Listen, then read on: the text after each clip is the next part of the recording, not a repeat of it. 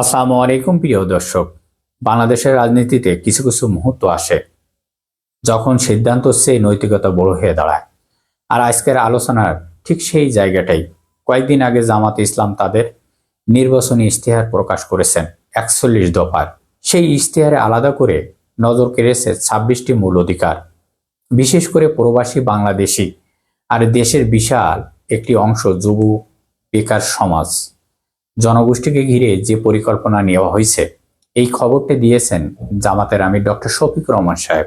অর্থাৎ ২ বছরের সীমিত সময়ের জন্য বেকার ভাতা প্রস্তুত করবে। তবে এই বিষয়টা নিয়ে অনেকেই বলছেন বাস্তবসম্মত এটি যদি দীর্ঘমেয়াদী চলতে থাকে, কারণ অনির্দিষ্টকালের জন্য ভাতা মানুষকে কর্মবিনিয়োগ করে তুলতে পারে। অর্থাৎ কাজের সুযোগ তৈরি না হওয়া পর্যন্ত সাপোর্ট দেওয়া হবে, মানে ২ বছরের জন্য। কিন্তু বিশ্লেষক মহলে একটি অংশ বলছেন দীর্ঘদিন পরে জামাত ইসলাম এমন একটি ইশতেহার ঘোষণা দিলেন যা শুধু আদর্শ ভিত্তিক নয়, বরং সময়ের সাথে তাল মিলিয়ে এই ইশতেহার তৈরি করা হয়েছে। এটি একটি ভালো সিদ্ধান্ত নিয়েছেন জামাত ইসলাম। অন্যদিকে বিএনপি এখনো তাদের ইশতেহার ঘোষণা দেননি। তারা দিলে তখন তুলনা করা যাবে এবং বিচারক করা যাবে।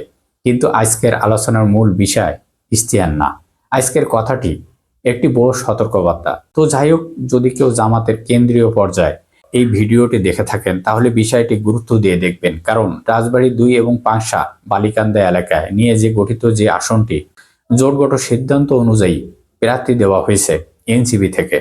প্রার্থী সাইদ জামিল, তিনি কবি সাহিত্যিক মানুষ, দীর্ঘদিন ধরে ফ্যাসিবাদ বিরোধী লেখালেখির মাধ্যমে পরিচিত। কিন্তু সমস্যা কোথায় তৈরি হলো জানেন? খবর পাচ্ছি এই আসনে জামাতের একাংশ কর্মী সমর্থকরা বলছেন উনি নাকি নাস্তিক, তাকে ভোট দেওয়া যাবে না। এই যুক্তিটা এখন এটা নতুন কিছু না। সুতরাং ইতিহাস ঘাটলে দেখবেন কাজী নজরুল ইসলাম, আল্লামা ইকবাল তাদের এক সময় কাফের বলা ফতুয়া দিয়েছিল। এখন প্রশ্ন হচ্ছে, আপনি যদি জোট করেন তাহলে জোটের সিদ্ধান্ত মানবেন না কেন?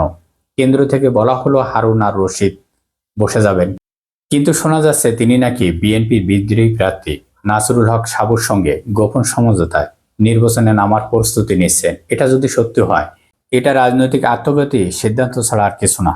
আপনি বুঝতে পারছেন বর্তমান রাজনীতিতে কারা খেলছে, কোন লেভেলে খেলা চলছে?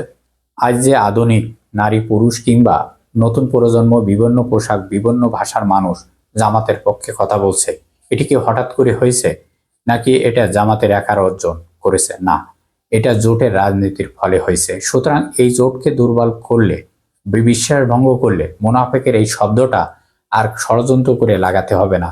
নিজেদের কাজের ক্ষেত্রে সেটা সিল মারা হয়ে যাবে জামাতের।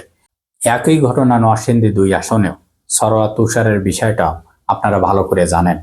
কেন্দ্রীয় নির্দেশ থাকা সত্ত্বেও মনোনয়ন প্রত্যাহার না করা, এটি কোন বার্তা দেয়? ঢাকায় ১১ আসনের কথা মনে করুন। নাহিদ ইসলামকে মনোনয়ন দেওয়া হলে আতিক ভাই এক কথায় বলতেই সরে গেলেন। এটা তো দলীয় শৃঙ্খলা। ডক্টর শফিকুর রহমান সাহেবের নেতৃত্বে মানুষ যে আস্থা রাখছে তার মূল কারণ কিন্তু এই বিশ্বাসের উপর। তিনি কথা আর কাজের মধ্যে কোনো ফাঁক রাখেন না।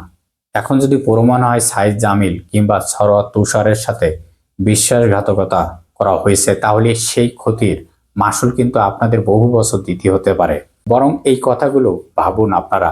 সময় কিন্তু কাউকে ছাড় দেয় না। সবাই ভালো থাকবেন। আল্লাহ হাফেজ।